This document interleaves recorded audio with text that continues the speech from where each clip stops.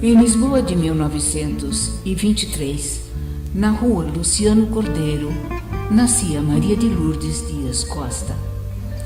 Filha de uma família bem posicionada socialmente, logo a menina entrou para o Conservatório de Lisboa para aprender canto, piano, teatro e dança. E aos 15 anos, estreou nos microfones da emissora nacional. Ao sair do conservatório, e aí sim como Bárbara Virgínia, em homenagem à sua avó Bárbara e à sua mãe Virgínia, continuou interpretando trechos de ópera e declamando poesias na rádio. No Teatro São Carlos, entregou-se à dança clássica e, seguindo pela Rua do Século, onde ficavam as instalações do jornal do mesmo nome, era possível encontrá-la como colaboradora e redatora de uma de suas publicações, a revista Modas e Bordados, dirigida por Maria Lamas.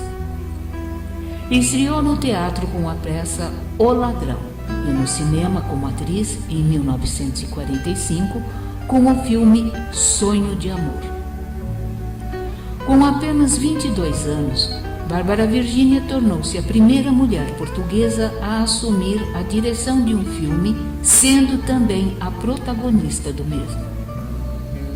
O filme, intitulado 3 Dias Sem Deus, estreou nas salas de cinema em 30 de agosto de 1946 e conta a experiência de uma professora primária numa remota aldeia do interior, onde enfrenta a desconfiança dos aldeões.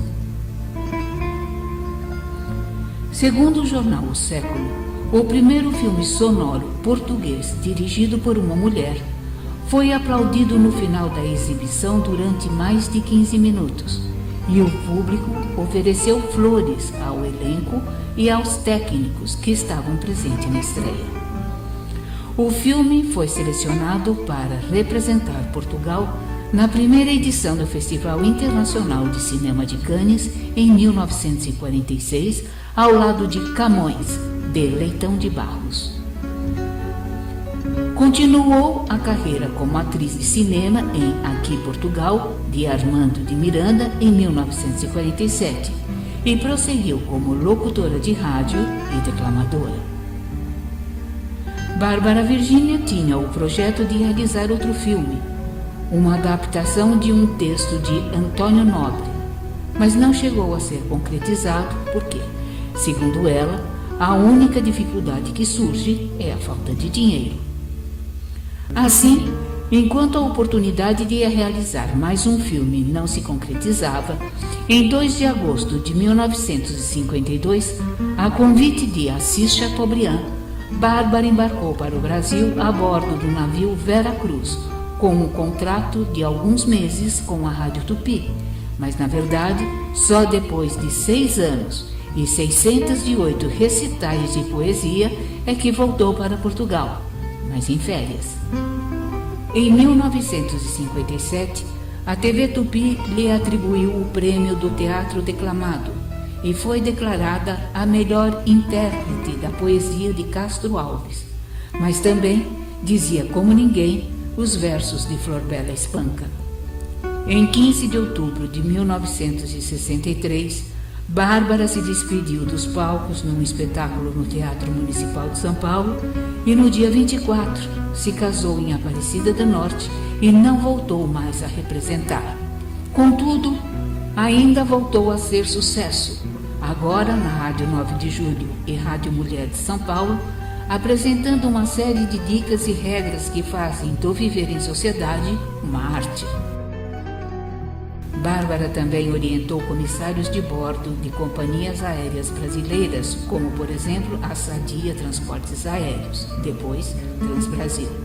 E numa prova de seus vários talentos e experiências adquiridas em Portugal, fez 2 livros pelas edições paulinas, A Mulher na Sociedade e o outro, que tinha como tema a etiqueta, recebeu o sugestivo título de Poder Pode, mas não deve. Depois, pelas edições Loyola, escreveu Etiqueta sem Etiqueta para os jovens e Seu Comportamento, Seu Sucesso para executivos. Constantemente convidada para entrevistas na televisão, Bárbara acabou tendo um quadro semanal no programa Note a Note da TV Record. Atriz, cineasta, declamadora, locutora de rádio. Seu filme data de 1946 e não houve outra mulher portuguesa a assumir a direção de um filme até 1976. Bárbara Virgínia morreu em 8 de março de 2015, aos 91 anos, em São Paulo, Brasil. Nesse mesmo ano, foi instituído pela Academia Portuguesa de Cinema o Prêmio Bárbara Virgínia para homenagear a figura feminina que tenha se destacado no cinema português. O troféu Bárbara Virgínia de Cinema foi concebido pelo conceituado pintor e escultor Leonel Moura.